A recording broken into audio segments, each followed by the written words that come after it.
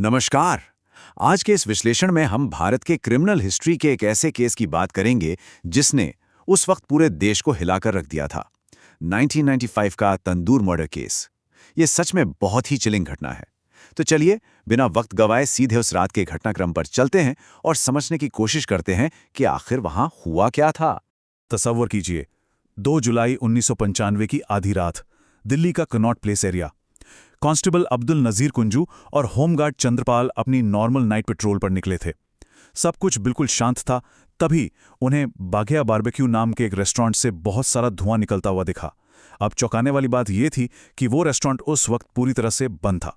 कहानी यहां से बहुत तेजी से आगे बढ़ती है। अंदर आग बढ़ती जा रही थी तो उन दोनों ऑफिसर्स ने बिना 2 बार सोचे तुरंत लॉक्ड गेट को फांदा और अंदर कूद गए। और वहां उन्होंने जो देखा वो कोई आम आग नहीं थी। 2 आदमी थे वहां जो एक सुलगते हुए तंदूर में लगातार लकड़ी और पेपर डालकर उसकी आग को और तेज कर रहे थे। जब ऑफिसर्स ने उन्हें रोका और सवाल किया तो उनमें से एक ने, जिसका नाम सुशील शर्मा था, उन्हें इंटिमिडेट करने की पूरी कोशिश की। उसने बड़ी रौब से कहा कि वो एक पॉलिटिकल पार्टी वर्कर है और बस कुछ पुराने डॉक्यूमेंट्स जला रहा है। उसका इरादा बिल्कुल साफ था, अपने पॉलिटिकल स्टेटस का डर दिखाकर उन्हें वहां से भगाना और सच कुछ छुपा देना। लेकिन सच इतनी आसानी से छुप नहीं सकता। वहां डॉक्यूमेंट्स जलने की बू नहीं थी, बल्कि जलते हुए मांस की बहुत ही तेज बदबू आ रही थी। शुक्र है कि उन ऑफिसर्स ने तुरंत तंदूर की आग बुझाई और फिर जो सामने आया वो सच में रूह कांप देने वाला मंजर था। तंदूर के बाहर आंतें लटक रही थीं और अंदर एक आधा जला हुआ इंसानी जिस्म था। जब उस पर पानी डाला गया तो स्किन हड्डियों से अलग होने लगी थी। ये एक बेहद खौफनाक क्राइम सीन बन चुका था। तो अब सबसे बड़ा सवाल ये था कि आखिर ये विक्टिम है कौन और ये पकड़े गए लोग किसके इशारे पर काम कर रहे थे। मौके पर जो 2 लोग मौजूद थे, दोनों का रिएक्शन और उनकी किस्मत बिल्कुल अलग थी। एक था केशव, जो उस रेस्टोरेंट का मैनेजर था। उसे वहीं स्पॉट पर तुरंत अरेस्ट कर लिया गया। हालांकि शुरू में उसने बिल्कुल चुप्पी साध रखी थी। और दूसरी तरफ रेस्टोरेंट का मालिक सुशील शर्मा अंधेरे का फायदा उठाकर वहां से फरार होने में कामयाब हो गया और इस पूरे केस का प्राइम सस्पेक्ट बन गया। केशव ने बाद में कबूल कर ही लिया कि वो बस अपने बॉस के ऑर्डर्स फॉलो कर रहा था। फिर इस इन्वेस्टिगेशन में एक बहुत बड़ा मोड़ आता है। मतलूब करीम नाम का एक शख्स खुद चलकर पुलिस स्टेशन आया और उसने जो बताया उसने सबको चौंका दिया। उसने कंफर्म किया कि उस तंदूर में जो लाश मिली थी वो किसी और की नहीं बल्कि खुद सुशील की पत्नी नैना साहनी की थी। अब इस अंजाम तक बात कैसे पहुंची, इस ट्रेजेडी के पीछे की हकीकत को समझना भी हमारे लिए बहुत जरूरी है। दरअसल ये कहानी शुरू होती है उनके कॉलेज के दिनों से। नैना और मतलूब कॉलेज में एक दूसरे से बहुत प्यार करते थे, लेकिन दोनों के मजहब अलग थे। सिख और मुस्लिम होने की वजह से नैना की फैमिली ने इस रिश्ते को पूरी तरह से नामंजूर कर दिया। फैमिली प्रेशर कितना ज्यादा हो सकता है ये तो हम सब जानते ही हैं। प्रेशर में आकर मतलूब ने अरेंज मैरिज कर ली। इस वजह से नैना बहुत गहरे डिप्रेशन में चली गई और उस बेहद मुश्किल वक्त में उसके एक दोस्त सुशील शर्मा ने उसका सहारा बनने की कोशिश की, जिसके बाद दोनों ने आगे चलकर शादी कर ली।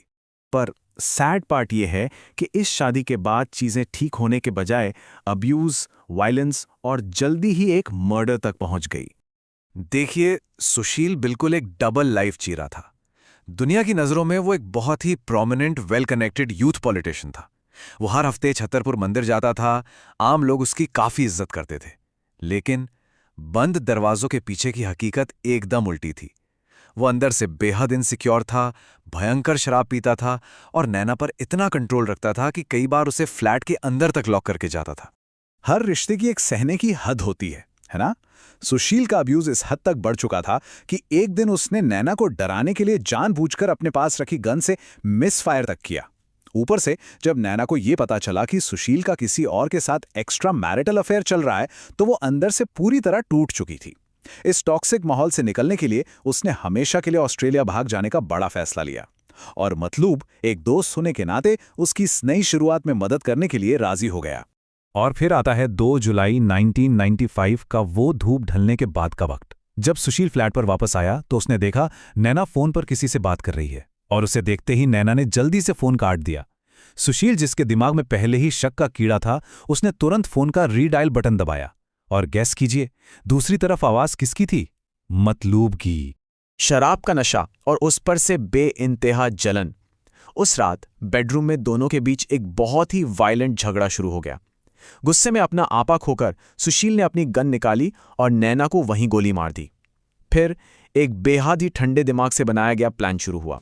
उसने फ्लैट का सारा खून साफ किया और नैना की बॉडी को अपने ही रेस्टोरेंट ले गया ताकि उस तंदूर में बॉडी को जलाकर अपने सारे गुनाह हमेशा के लिए मिटा सके। पर वक्त पर पुलिस के आने से उसका ये खौफनाक प्लान फेल हो गया। तो आइए देखते हैं कि उसके बाद क्या हुआ, कानूनी प्रक्रिया कैसे आगे बढ़ी। 9 ये सिर्फ एक नंबर नहीं है। पूरे देश की पुलिस ने एक बहुत बड़ा मैनहंट चलाया, लेकिन सुशील ठीक 9 दिन तक हर किसी को चकमा देता रहा।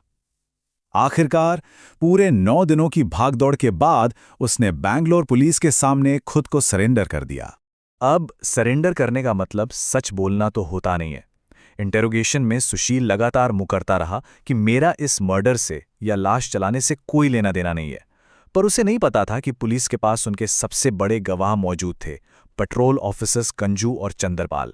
जब इन दोनों आई विटनेसेस ने सुशील को पहचान लिया तो उसका हर झूठ बेनकाब हो गया और अंत में उसके पास कोई चारखा नहीं बचा और उसने फॉर्मली अपना गुनाह कबूल कर लिया। इस पूरे केस का जो कानूनी सफर था वो काफी लंबा और पेचीदा रहा। 1995 में अरेस्ट होने पर शुरू में कोर्ट ने उसे मौत की सजा सुनाई, लेकिन अपील्स और कोर्ट हियरिंग्स चलती रहीं और 8 अक्टूबर 2013 को सुप्रीम कोर्ट ने उस मौत की सजा को उम्र कैद यानी लाइफ सेंटेंस में बदल दिया और आखिर में 22 दिसंबर 2018 को जेल में अच्छे बर्ताव और कंडक्ट की वजह से सुशील को तिहाड़ जेल से हमेशा के लिए रिहा कर दिया गया। तो इस पूरी संगीन घटना को समझने के बाद एक बहुत ही असंतुष्ट कर देने वाला सवाल जहन में आता है। एक ऐसी ब्रूटल खून जमा देने वाली क्राइम के लिए क्या जेल में सिर्फ 20 से 25 साल की सजा काट लेना काफी है, या फिर वो जो शुरुआती मौत की सजा थी वही एक सही इंसाफ था? इस पर आप लोग जरूर सोचिए। ये एक ऐसी बहस है जो हमें जस्टिस सिस्टम और कानून के इरादों पर गहराई से विचार करने पर मजबूर करती है। इस विश्लेषण में हमारे साथ जुड़ने के लिए आपका बहुत बहुत शुक्रिया।